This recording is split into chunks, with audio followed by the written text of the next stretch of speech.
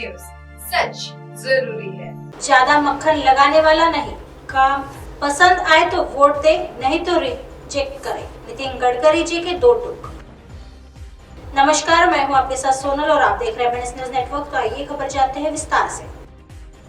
BJP के senior नेता और केंद्रीय राष्ट्रीय राजमार्ग व परिवहन मंत्री नितिन गडकरी जी ने लोकसभा चुनाव 2024 से पहले बड़ा बयान दिया है। गडकरी ने साफ साफ कहा है कि अगर लोगों को उनका काम पसंद आए तो वोट दे, नहीं तो मत दे। सोमवार को नागपुर में वह डॉक्टर मोहन धारिया राष्ट्र निर्माण पुरस्कार समारोह में शामिल हुए। इस दौरान उन्होंने कहा कि वह वोट के लिए मक्खन लगाने वाले नहीं हैं।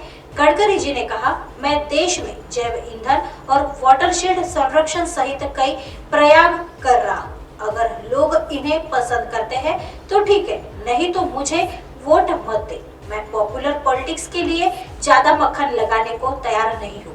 नितिन गडकरी जी ने कहा कि जल संरक्षण, जलवायु परिवर्तन और बंजर भूमि के सही इस्तेमाल जैसे क्षेत्रों में प्रयोग की काफी गुंजाइश है। हमारी ओर से इसे लेकर बड़ी लगन से काम किया जा रहा है। उन्होंने कहा कि मुझे इससे प्यार भी है। भाजपा नेता ने कहा, भविष्य में हमें इस क्षेत्र में और अधिक मेहनत करनी होगी। ऐसा इसलिए क्योंकि यह न केवल भारत की अर्थव्यवस्था बल्कि ग्रामीण इलाकों की सूरत भी बदल सकता है। हमने देश भर में इस तरह के कई प्रयोग शुरू किए हैं। अगर लोगों को यह पसंद आया तो वे मुझे वोट देंगे, नहीं तो वे मुझे खारिज भी कर सकते हैं। वे मेरी जगह किसी और चुन सकते हैं। गडकरी जी बोले, राजनीति पैसे कमाने का धंधा नहीं।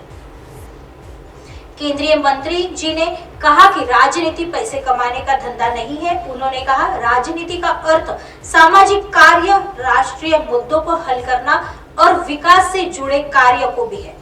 सामाजिक आर्थिक परिवर्तन ही राजनीति का मुख्य लक्ष्य है। गडकरी जी ने कहा कि सतत विकास आधुनिक दुनिया में सफलता की मुख्य कुंजी है। उन्होंने कहा कि पर्यावरण के बिना विकास टिकने वाला नहीं है। मॉडर्न वर्ल्ड में विकास भी उतना ही जरूरी है। उन्होंने ग्रामीण क्षेत्रों में अर्थव्यवस्था के विकास के लिए बांस के इस्तेमाल पर भी जोर दिया। किसानों को बताए खेती से लाभ के तरीके। आर्थिक विकास को लेकर वह बांस की खेती की वकालत करते नजर आए। उन्होंने कहा, महाराष्ट्र के किसानों की आर्थिक प्रगति के लिए बांस की खेती बेहतरीन विकल्प है। बहुत ही कम निवेश से ही किसान बांस की खेती से लाभ कमा सकते हैं। इसी तरह उन्होंने गन्ने से इथेनॉल बनाने की भी अहमियत बताई। गडकरी जी ने कहा कि राज्य में किसानों के लिए यह एक और लाभ कमाने का जरिया साबित होने वाला है। उन्होंने कहा कि इथेनॉल के इस्तेमाल से जीवाश्म ईंधन पर निर्भरता कम करने में मदद मिल सकती है। आइए बढ़ते हैं अगली खबर की तरफ। अमृता फडणवीस रिश्वत मामला, डिजाइनर अनिक्षा को जमानत, अनिल को हिरासत में भेजा।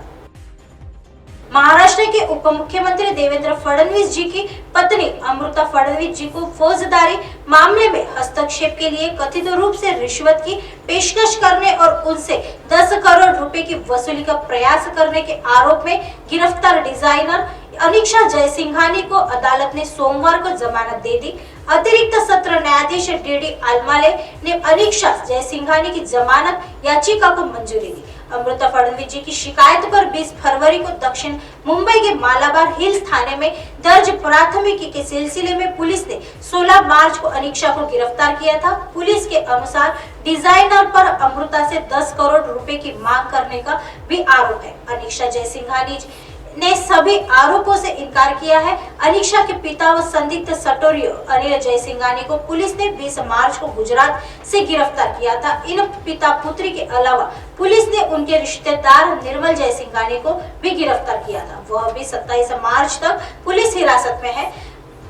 अमृता फडणवीस की शिकायत के आधार पर पुलिस ने 20 फरवरी को अनिक्षा और उसके पिता के खिलाफ मामला दर्ज किया था। अनिल जयसिंघानी को 14 दिन की न्यायिक हिरासत में भेजा।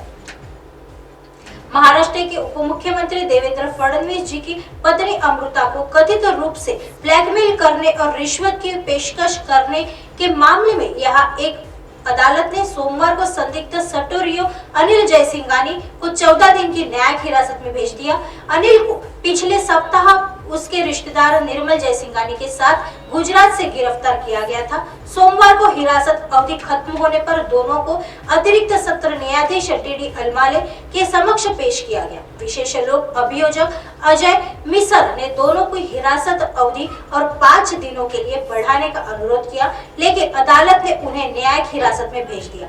अनिल जयसिंघानी की बेटी अनिक्षा भी इस मामले में आरोपी है और वह भी न्यायिक हिरासत में है। उप मुख्यमंत्री की पत्नी की शिकायत के आधार पर पुलिस ने पिता पुत्री के खिलाफ साजिश रचने, जबरन वसूली और भ्रष्टाचार रोकथाम अधिनियम के प्रावधानों के तहत मामला दर्ज किया था। आइए बढ़ते हैं अगली खबर की तरफ। ओबीसी आयोग की रिपोर्ट को सुप्रीम कोर्ट ने किया स्वीकार। सीएम योगी ने फैसले का किया स्वागत। उच्चतम न्यायालय सुप्रीम कोर्ट ने निकाय चुनाव में अन्य पिछड़ा वर्ग ओबीसी को आरक्षण देने के मुद्दे पर सुनवाई करते हुए योगी सरकार के पक्ष में बड़ा फैसला दिया है। सुप्रीम कोर्ट ने निकाय चुनाव को लेकर योगी सरकार द्वारा बनाए गए ओबीसी आयोग की रिपोर्ट को स्वीकार्य कर लिया है। साथ ही कोर्ट ने 2 दिनों के भीतर निकाय चुनाव का नोटिफिकेशन जारी करने की इजाजत दे दी है। सुप्रीम कोर्ट के इस आदेश से निकाय चुनाव में ओबीसी के आरक्षण को बाधित करके विपक्ष के मसूंबों को करारा झटका लगा है।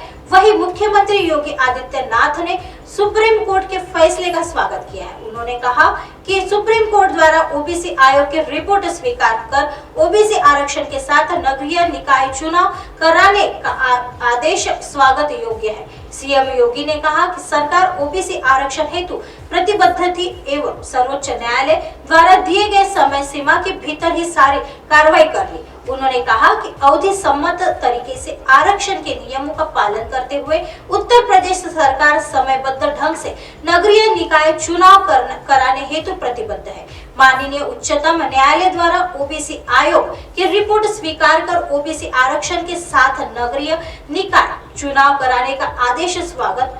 सम्मत तरीके से आरक्षण के नियमों का पालन करते हुए उत्तर प्रदेश सरकार समयबद्ध ढंग से नगरीय निकाय चुनाव कराने हेतु प्रतिबद्ध है। ऐसी खबरें फिर लेके आएंगे इसी समय इसी जगह। तब तक देखते रहिए MNS न्यूज नेटवर्क। नमस्कार।